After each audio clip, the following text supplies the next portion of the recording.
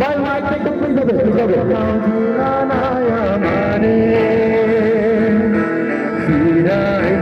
দেখবা তুমি চইলা গেছি জগৎ সারি পাইবায় আমার শুধু সবনে হলার পালকি কইরা যখন গেলা সামনে দিয়া শেষে দেখাও দিলা না